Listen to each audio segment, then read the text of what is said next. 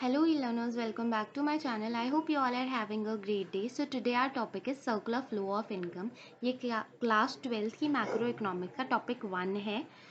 So I just got a book from a publication. तो वो book में बहुत अच्छे से एक्सप्लेन कर रखा था इस चैप्टर को, तो मैंने सोचा क्यों ना इस पर एक वीडियो बना लेनी चाहिए ताकि जो बोर्ड के पेपर की तैयारी कर रहे हैं उनकी तैयारी हो जाएगी, जो रिविजन के लिए पढ़ रहे हैं उनका रिविजन हो जाएगा.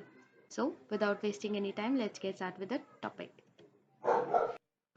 So what is the meaning of macro economics. Macro economics है क्या? जैसे माइक्रो इकोनॉमिक्स क्लास 11th में आपने स्टडी किया था कि माइक्रो का मतलब होता है स्मॉल, हम एक इंडिविजुअल यूनिट के बारे में स्टडी करते हैं. लेकिन when we talk about macro economics एक ग्रीक वर्ड मैक्रो से आया जिसका मतलब है लार्ज. तो लार्ज मतलब इसमें हम पूरी की पूरी इकोनॉमी को, उसकी पूरी परफॉर्मेंस को स्टडी करते हैं. तो जो मैक्रो इकोनॉमिक्स है वो इन्फ्लेशन, अनएम्प्लॉयमेंट, पावर्टी, मतलब एक पूरी इकोनॉमी में कितना महंगाई दर है, पूरी इकोनॉमी के अंदर कितनी अनएम्प्लॉयमेंट रेट है, कितनी पॉवर्टी है, कितने लोग गरीब हैं, इन सब के बारे में स्टडी करते हैं. यहाँ पे एक इंडिविजुअल के बारे में नहीं स्टडी करते बल्कि टोटल नंबर ऑफ पीपल, उनके बारे में स्टडी किया जाता है. So macroeconomics is that part of economic theory जो कि एग्रीगेट मतलब टोटल इकोनॉमी को एज अ होल स्टडी करता है. जैसे कि माइक्रो में हम एक इंसान की इनकम के बारे में स्टडी करते थे, वहीं मैक्रो में हम नेशनल इनकम के बारे में स्टडी करेंगे, मतलब पूरी कंट्री की कितनी इनकम है, पूरी कंट्री का एग्रीगेट कंजम्पशन, मतलब कितना वो लोग चीज़ें कंज्यूम कर रहे हैं, पूरी इकोनॉमी कितनी डिमांड कर रही है, कितना सप्लाई कर रहे हैं हम लोग, कितना प्रोडक्शन कर रहे हैं, टोटल प्रोडक्शन, इसके बारे में स्टडी करते हैं. So what is the difference between micro and macro economics. जो माइक्रो इकोनॉमिक्स है वो थ्योरी है इकोनॉमी की जिसमें हम इंडिविजुअल यूनिट के बारे में स्टडी करते हैं, वहीं मैक्रो में हम लोग एग्रीगेट इकोनॉमिक को पढ़ते हैं. जो माइक्रो इकोनॉमिक्स है वो सिर्फ डिमांड और सप्लाई के बारे में फोकस करेगा किसी एक इंडिविजुअल चीज़ के लिए, वहीं मैक्रो में हम एग्रीगेट डिमांड, टोटल डिमांड और एग्रीगेट सप्लाई मतलब टोटल सप्लाई को स्टडी करते हैं. माइक्रो इकोनॉमिक्स का मेन ऑब्जेक्टिव होता है किसी एक कमोडिटी का प्राइस डिटरमाइन करना या फिर फैक्टर ऑफ प्रोडक्शन का प्राइस डिटरमाइन करना. वहीं जो मैक्रो इकोनॉमिक्स है वो हमारी टोटल इनकम को डिटरमाइन करती है, पूरी इकोनॉमी में कितना एम्प्लॉयमेंट लेवल है उसको बताती है. माइक्रो इकोनॉमिक्स में जो एग्रीगेट की डिग्री है ना वो बहुत ज़्यादा लिमिटेड हो जाती है, मतलब कम चीज़ों को एज अ होल पढ़ते हैं, वहीं मैक्रो में हम ज़्यादा चीज़ों को एज अ होल पढ़ते हैं, मतलब टोटल जो चीज़ें हैं, ग्रुप टोटल सब चीज़ों को इंक्लूड करते हैं मैक्रो इकोनॉमिक्स में. वहीं माइक्रो का एग्जम्पशन क्या है कि हम माइक्रो इकोनॉमिक्स को जब पढ़ते हैं तो मैक्रो इकोनॉमिक्स से सारे वेरिएबल्स को कांस्टेंट मान लेते हैं कि वो अनचेंज्ड है, वो चेंज नहीं होने वाले. वहीं मैक्रो इकोनॉमिक्स को जब हम पढ़ते हैं तो हम लोग अज्यूम करते हैं कि माइक्रो इकोनॉमिक्स के सारे वेरिएबल्स कांस्टेंट है. माइक्रो इकोनॉमिक्स का दूसरा नाम प्राइस थ्योरी भी है, वहीं मैक्रो इकोनॉमिक्स का दूसरा नाम इनकम एंड एम्प्लॉयमेंट थ्योरी है. माइक्रो इकोनॉमिक्स के एग्जांपल ले लें तो यहाँ पे एक इंडिविजुअल की डिमांड को स्टडी करेंगे या फर्म के आउटपुट को स्टडी करेंगे. वहीं मैक्रो इकोनॉमिक्स में हम लोग एक पूरी कंट्री की एग्रीगेट डिमांड को स्टडी करेंगे और पूरी कंट्री का नेशनल आउटपुट कितना है उसको स्टडी करेंगे या नेशनल इनकम को स्टडी करेंगे. So why we need to study separate theory of macroeconomics? Microeconomics थी तो, but microeconomics fails to study the aggregate of an economy as a whole.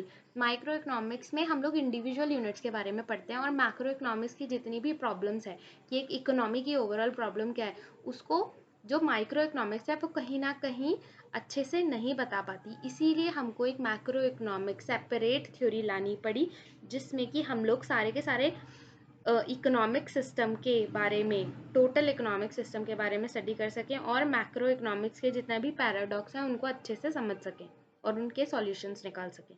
तो that's why we need a separate branch for macro economics. So what is circular flow of income. Circular flow of income किसे कहते हैं, इसके लिए हमें कुछ basic चीज़ें पता होनी चाहिए कि जैसे जैसे पॉपुलेशन बढ़ती है हम लोग ह्यूमन क्या करते हैं, अनलिमिटेड वांट की वजह से डिमांड को इंक्रीज करते हैं, उसकी वजह से इंडस्ट्रीज़ को ज़्यादा प्रोडक्शन करना पड़ता है. तो it is a continuous process, जैसे जैसे पॉपुलेशन बढ़ेगी डिमांड बढ़ेगी प्रोडक्शन बढ़ेगा. अब फॉर्म्स को प्रोड्यूस करने के लिए लैंड, लेबर, कैपिटल और एंटरप्रेन्योर की ज़रूरत होती है जिसे हम फैक्टर ऑफ प्रोडक्शन बोलते हैं. फर्म फैक्टर ऑफ प्रोडक्शन की हेल्प से गुड्स एंड सर्विसेज प्रोड्यूस करती है, उसके बाद प्रोडक्शन होने के बाद उसको सप्लाई कर देती है हाउस होल्ड सेक्टर को। अब ये जो फैक्टर ऑफ प्रोडक्शन है ना, इनके ओनर जो हैं वो हाउस होल्ड सेक्टर होते हैं। तो अब कोई चीज़ मैं इस्तेमाल कर रही हूँ, उसके बदले मुझे उन्हें पैसे तो देने पड़ेंगे, तो फैक्टर पेमेंट दी जाती है। लैंड के बदले हम रेंट देते हैं, लेबर के बदले उन्हें वेजेस देते हैं, कैपिटल के बदले उन्हें इंटरेस्ट देते हैं और एंटरप्रेन्योर को प्रॉफिट दिया जाता है। तो इस तरह से जो पैसे हैं हम लोग फर्म से लेके हाउस होल्ड को दे देते हैं। अब हाउस होल्ड की जो इनकम है वो जनरेट हो गई, तो वो उन पैसों का क्या करती है, वो गुड्स एंड सर्विसेज खरीदती है जो कि फर्म ने प्रोड्यूस किए थे। तो फर्म जो है वो हाउस होल्ड को फैक्टर पेमेंट दे रहा है और उन्हीं फैक्टर पेमेंट को पाके हाउस होल्ड क्या करता है, गुड्स एंड सर्विसेज वापस से खरीदता है फर्म से। तो ये जो सर्कुलर फ्लो ऑफ मनी हो रहा है between firm and house hold, इसी को बोलते हैं सर्कुलर फ्लो ऑफ इनकम। कि फर्म पैसे दे रहा है हाउस होल्ड को और हाउस होल्ड वापस से गुड्स एंड सर्विसेज खरीद रहा है फर्म से और उसके बदले उसे पैसे दे रहा है। तो ये जो सर्कुलर वे में पैसे एक सेक्टर से दूसरे सेक्टर जा रहे हैं, इसी को बोलते हैं circular flow of income. So what are the phases of circular flow of income? Circular flow of income के कितने फेजेस हैं? 3 फेजेस हैं। फर्स्ट इज जनरेशन फेज, जिसे प्रोडक्शन फेज भी बोलते हैं। यहाँ पे फर्म जो है वो लैंड, लेबर, कैपिटल और एंटरप्रेन्योर को यूज करके गुड्स एंड सर्विसेज प्रोड्यूस करती है। सेकेंड इज डिस्ट्रीब्यूशन और इनकम फेज, इसमें जितने भी हमने लैंड, लेबर, कैपिटल और एंटरप्रेन्योर को यूज़ किया, मतलब फैक्टर ऑफ प्रोडक्शन को यूज़ किया, उसके बदले जो फर्म है वो हाउस होल्ड को rent, wages, interest and profit देती है। अब थर्ड इज डिस्पोजिशन या एक्सपेंडिचर फेज। अब ये जो रेंट, वेजेस, इंटरेस्ट और प्रॉफिट हाउस होल्ड सेक्टर को मिला है, उसका हाउस होल्ड सेक्टर क्या करेगी, उस इनकम से वो लोग गुड्स एंड सर्विसेज को खरीदेगी जो कि फर्म ने ही प्रोड्यूस किए थे। तो फर्म्स जो है वो इनकम जनरेट करती हैं, क्योंकि वो क्या करती हैं, इनकम देती है रेंट, वेजेस, इंटरेस्ट और प्रॉफिट के फॉर्म में। ये जो इनकम जनरेट की और उसने हाउस होल्ड सेक्टर को दिया, वो वापस से जो इनकम है वापस प्रोडक्शन यूनिट में ही वापस आ जाती है जब house hold sector goods and services को खरीदता है। तो इसी तरह से सर्कुलर फ्लो ऑफ इनकम क्या हो जाता है, कंप्लीट हो जाता है कि फर्म्स ने ही पैसे दिए हाउस होल्ड को और वापस वो पैसे फर्म के पास ही आ जाते हैं। तो इस तरह से circular flow of income complete हो जाता है। So what are the types of circular flow of income? Circular flow of income के टाइप क्या है? पहला तो रियल फ्लो, दूसरा है मनी फ्लो। रियल फ्लो में क्या होता है, रियल फ्लो में हम लोग फैक्टर सर्विसेज को फ्लो करते हैं, मतलब लैंड, लेबर, कैपिटल और एंटरप्रेन्योर को हाउस होल्ड फर्म्स को देता है और फर्म्स क्या करती हैं, गुड्स एंड सर्विसेज को बनाकर हाउस होल्ड को प्रोवाइड करती है। वही मनी फ्लो में क्या होता है कि जो फर्म्स हैं वो फैक्टर पेमेंट करती हैं, मतलब वेजेस, रेंट, प्रॉफिट और इंटरेस्ट देती है हाउस होल्ड को और हाउस होल्ड क्या करता है, कंजम्पशन एक्सपेंडिचर वापस से फर्म को करता है, मतलब हाउस होल्ड कंज्यूम करता है गुड्स एंड सर्विसेज को और उनके बदले फर्म को पैसे देता है। जो रियल फ्लो है इसमें इसे प्रोडक्ट फ्लो भी बोलते हैं, मनी फ्लो को हम नॉमिनल फ्लो भी बोलते हैं। रियल फ्लो में सिर्फ गुड्स एंड सर्विसेज का एक्सचेंज होता है दोनों सेक्टर्स में, मतलब एक तो household land, labour, capital, entrepreneur दे रहा है फर्म को और फर्म उसके बदले हमें गुड्स एंड सर्विसेज दे रही है। वहीं मनी फ्लो में हम लोग मनी का एक्सचेंज करते हैं दोनों सेक्टर्स में, कि फर्म हमें इनकम दे रहा है और उसी इनकम से हम लोग उन्हीं के सामान को खरीद के उनको वापस से पैसे दे दे रहे हैं। रियल फ्लो जो है इसमें बार्टर सिस्टम की डिफिकल्टी होती है, क्योंकि यहाँ पे हम कॉमोडिटी के बदले कॉमोडिटी को एक्सचेंज कर रहे हैं। वहीं मनी फ्लो में हम लोग बार्टर सिस्टम की जो प्रॉब्लम है उसको सॉल्व कर देते हैं, क्योंकि यहाँ पे हम लोग मनी का यूज करते हैं। रियल फ्लो को हम लोग रियल फ्लो को दो पार्ट्स में डिवाइड करते हैं, factor flow and product flow. Factor flow मतलब लैंड, लेबर, कैपिटल और एंटरप्रेन्योर, वहीं प्रोडक्ट फ्लो में गुड्स एंड सर्विसेज का फ्लो होता है। सिग्निफिकेंस ऑफ सर्कुलर फ्लो, क्यों पढ़ना ज़रूरी है सर्कुलर फ्लो ऑफ इनकम? क्योंकि इससे हमें knowledge of interdependency between sectors के बारे में पता चलता है कि कैसे दो सेक्टर्स एक दूसरे पे इतने ज़्यादा एक दूसरे से इतने डिफरेंट होने के बावजूद एक दूसरे पे कितने ज़्यादा डिपेंडेंट हैं कि जैसे फर्म जो प्रोड्यूस करता है हाउस होल्ड उसे कंज्यूम करता है, वहीं फर्म इनकम जनरेट करता है और हाउस होल्ड उसी इनकम की हेल्प से गुड्स एंड सर्विसेज खरीदता है उसी से। Second is size of national income, कि जितना बड़ा हमारा सर्कुलर फ्लो होगा उतना ही ज़्यादा हमारी नेशनल इनकम होगी, और जितना ही कम हमारा सर्कुलर फ्लो ऑफ इनकम होगा उतनी ही कम हमारी नेशनल इनकम होगी। Third is level of economic activities. Circular flow से हमें बहुत सारे इंफॉर्मेशन मिलती है अबाउट डिफरेंट इकोनॉमिक एक्टिविटीज की वो किस लेवल पे काम कर रहे हैं। Third is injections and leakages, मतलब हमारी इकोनॉमी में कितनी ज़्यादा लीकेजेस है, मतलब पैसा हमारे सर्कुलर फ्लो ऑफ से निकल के बाहर जा रहा है, और इंजेक्शंस मतलब कितना ज़्यादा इनकम हमारी सर्कुलर फ्लो में ऐड हो रही है। इसके बारे में हमें सर्कुलर फ्लो को पढ़ने से पता चलता है। That's why it is important. Now what is stock and flow. Stock variable वो वेरिएबल है जिसे हम एक पर्टिकुलर पॉइंट ऑफ टाइम पे मेजर करते हैं, वहीं फ्लो वेरिएबल वो वेरिएबल है जिसे हम over a period of time, मतलब एक ड्यूरेशन, टाइम ड्यूरेशन को मेजर करते हैं कि इस टाइम से इस टाइम के बीच में जो भी चेंजेस हुए उन सबको ऑब्जर्व करने के बाद जो निकलता है वो फ्लो होता है। वहीं स्टॉक जो है वो एक पर्टिकुलर पॉइंट ऑफ टाइम पे मेजर किया जाता है, flow over a period of time measure किया जाता है। तो स्टॉक में टाइम डायमेंशन नहीं है, वहीं फ्लो में टाइम डायमेंशन है, क्योंकि हम यहाँ पे दो टाइम के बीच के बारे में डिस्कस कर रहे हैं। वही स्टॉक एक स्टैटिक कॉन्सेप्ट है, मतलब ये चेंज नहीं होता।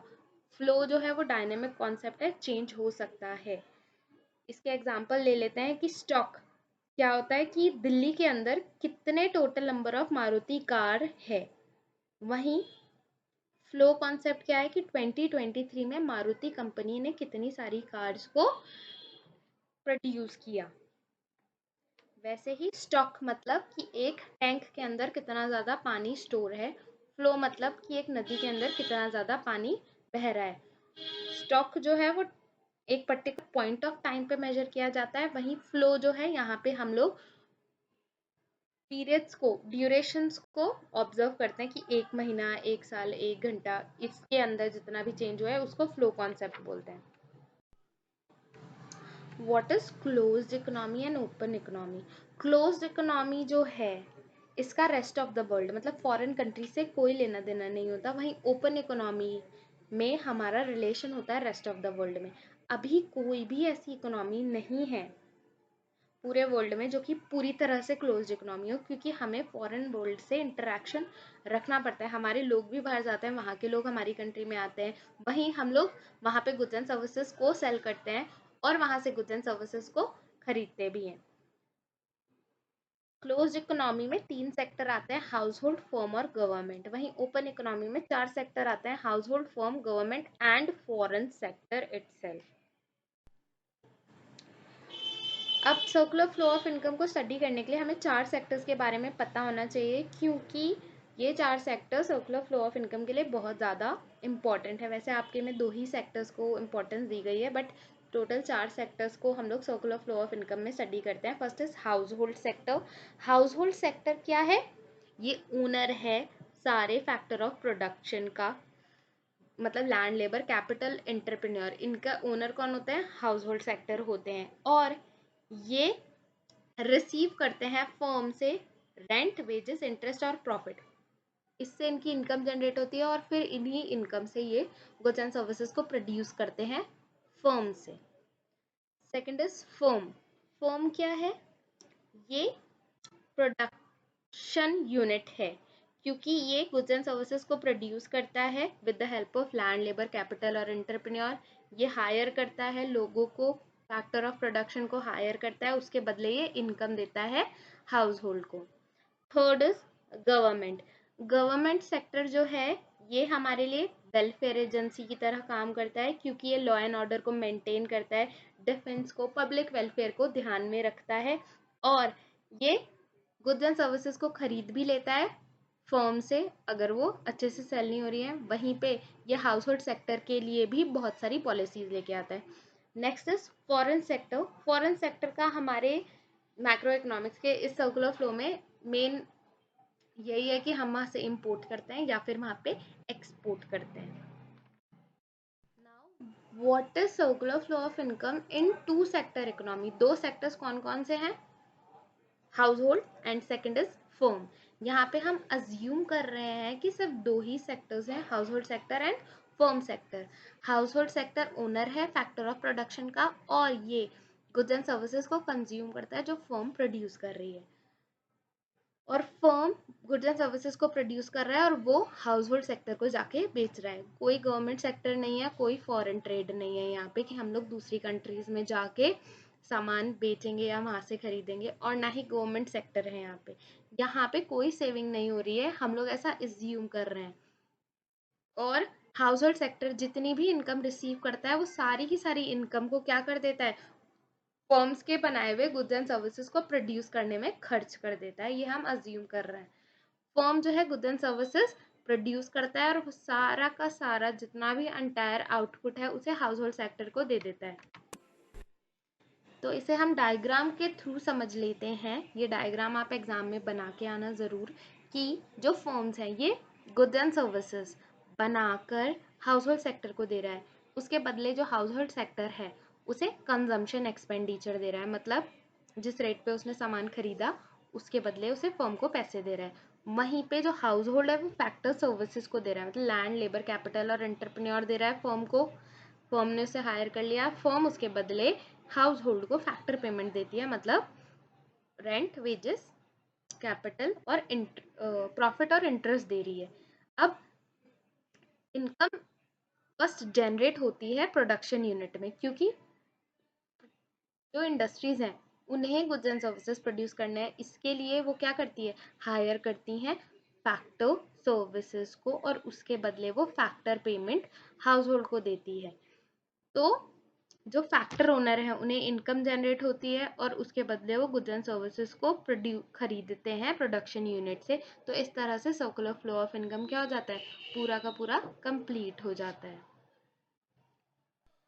अब इसको पढ़ने के बाद हमने कंक्लूजन क्या निकाला कि अगर सिर्फ दो ही सेक्टर्स के बारे में हम पढ़ रहे हैं तो total production of goods and services, मतलब जितना भी प्रोडक्शन हो रहा है गुड्स एंड सर्विसेज का फर्म के द्वारा, उतना ही हाउस होल्ड कंज्यूम कर ले रही है गुड्स एंड सर्विसेज को। तो total production is equals to total consumption. जितना प्रोडक्शन हो रहा है उतना ही ज्यादा वो कंजम्पशन हो रहा है।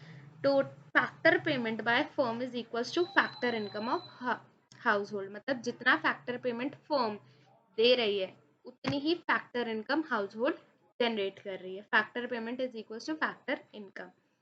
Consumption expenditure by household is equals to factor income of household, मतलब जितना फर्म कमा रही है उतना ही हाउस होल्ड भी कमा रहा है।